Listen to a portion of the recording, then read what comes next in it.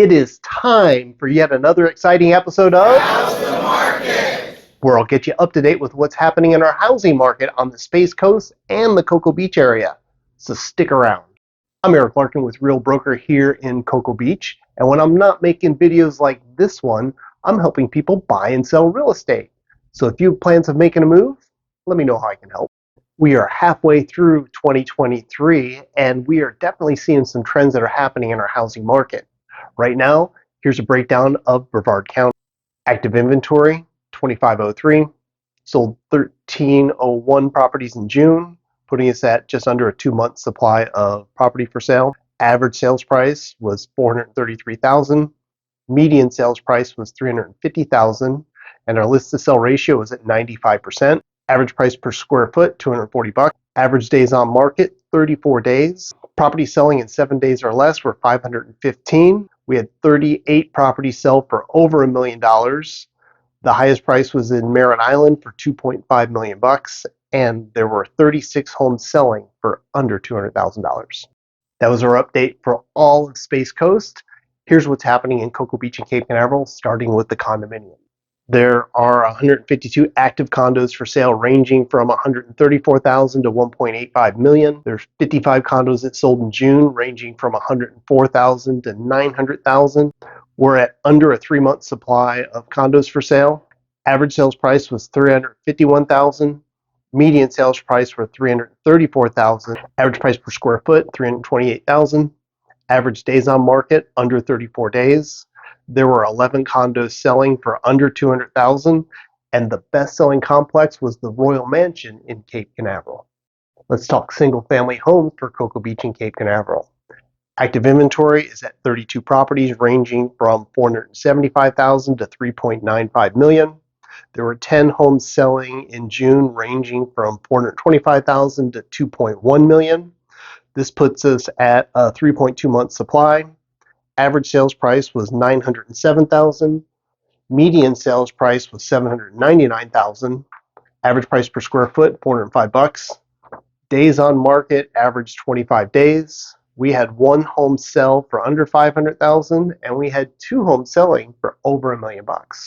So now that we're halfway through the year of 2023, here are some of the trends that I'm seeing, starting with our active inventory.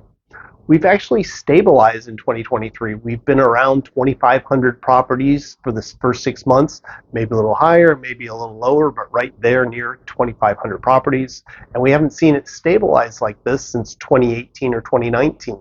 The last couple of years have definitely been volatile in regards to what our inventory was doing every single day.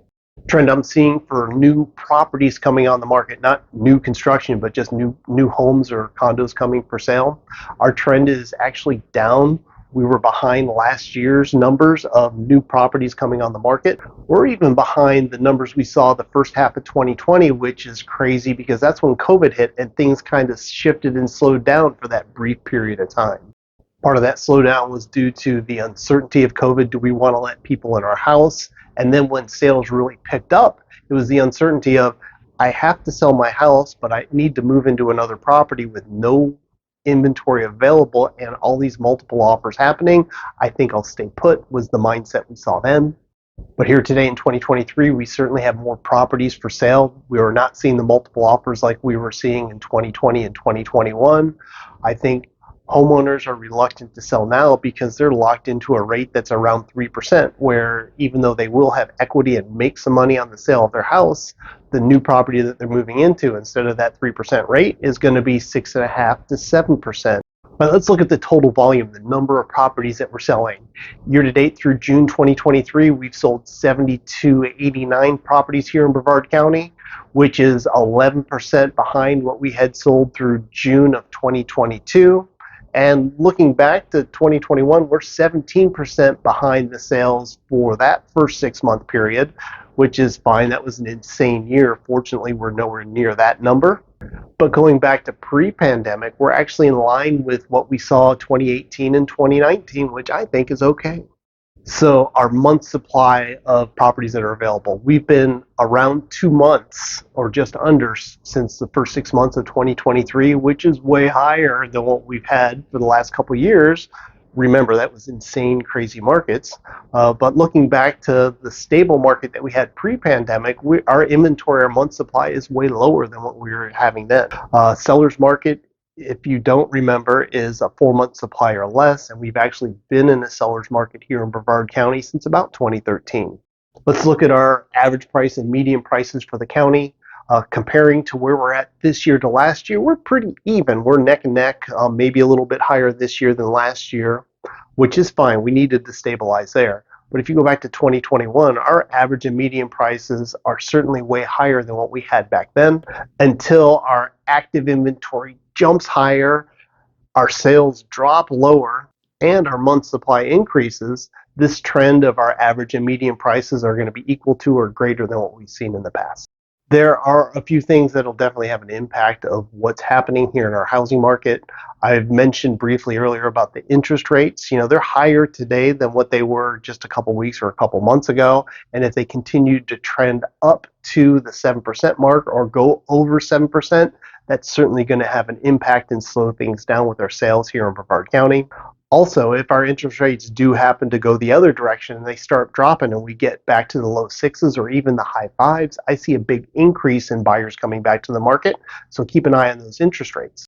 Homeowners insurance has gotten ridiculous. It's just gotten expensive to find insurance for a home. Insurance companies are also being very particular about the condition of the property. Older homes are going to need a 4-point inspection, and if it's not a clean 4-point inspection, meaning the roof has good life expectancy, there's nothing wrong with the plumbing, the air conditioning, or the electrical, you should be able to get a policy. But if there's issues with any of those 4 points, you're going to have trouble finding insurance. Factor number 3 that comes into consideration this time of year is hurricane season. We need to hope that the tropics stay quiet. Granted, I know hope is not a good strategy, but let's hope we don't see a hurricane hit the state of Florida here in 2023. So what questions you have about our current housing market or maybe an upcoming move, remember, I am here to help. You can call me, you can text me, you can comment below. If you're on any of these social media platforms, you can find me there and send a direct message. However you like to communicate, I am great with. My name's Eric Larkin with Real Brokers. I appreciate you stopping by, and I'll see you on the next show.